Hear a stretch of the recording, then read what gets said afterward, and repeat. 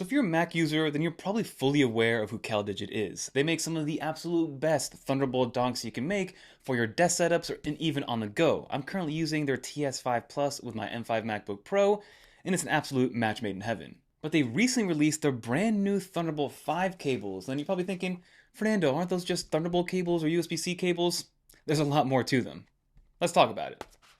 So now let's talk about these Thunderbolt 5 cables because there's a few things that make them extremely special, especially when you compare it to the competition.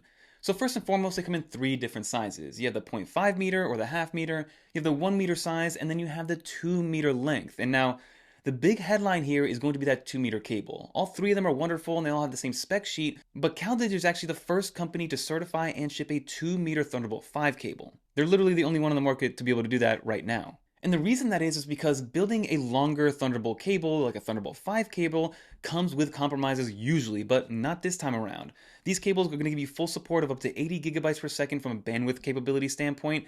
Then you also have up to 120 gigabytes per second with bandwidth boost, especially when you're dealing with high-end displays and higher data transfers. And then lastly, not only that, but it's going to be able to charge at 240 watts because it supports up to 240 watt power delivery, which is absolutely unheard of.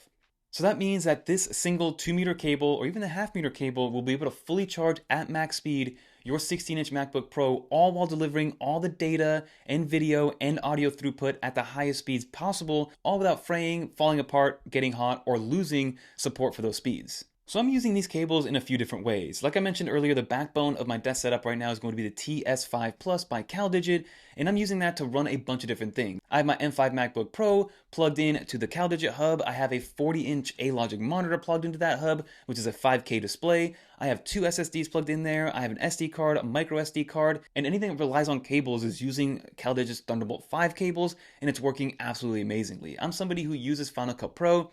I edit off of an SSD because I don't like to have things on my laptop itself. So being able to have a reliable connection like that Thunderbolt 5 cable that I know isn't going to fray, it's not going to break down physically, but then it's also not going to break down from a software component standpoint either. And I can reliably edit off of my SSDs with the same speeds and throughput and bandwidth that I would get as if all those files and all that footage is on my laptop itself. Because that used to always be the sacrifice when you worked off of an external SSD. Sure, you weren't filling up your internal storage, but you were dealing with slower speeds, things had to load up, sometimes you would get that spinning wheel of death on a Mac, but these Thunderbolt 5 cables alleviate all those issues. And a perfect comparison to make here is when you go on Amazon and you buy a high-end SSD, some of the best ones give you 2000 megabyte read and write speeds. So when you pair a Thunderbolt 5 enabled SSD with CalDigit's Thunderbolt 5 cables, you'll get read and write speeds of up to 6200 megabytes per second, which is 3 times the speed from a read and write standpoint from those other SSDs that you're finding on Amazon.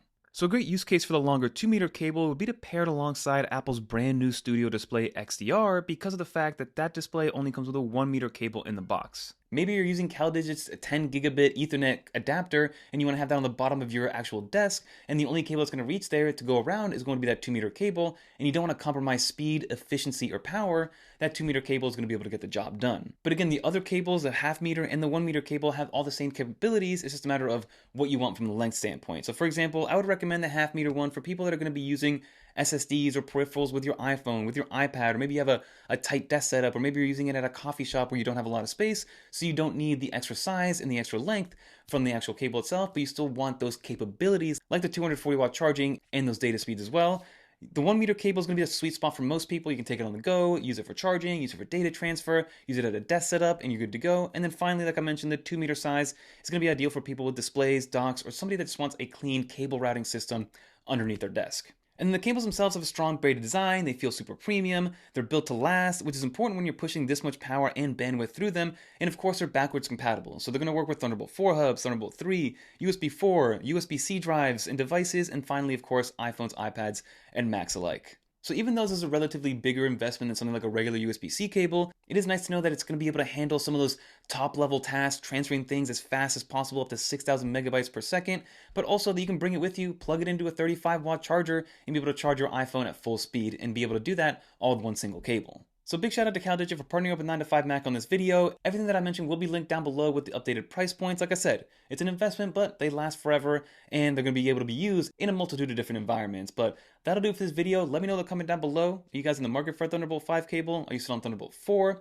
Always curious to know your situation. But if you made it to the end, leave a little dolphin. And if you guys want to watch more videos like this one, check out one of these videos right here. Until next time, I'm Fernando. Peace.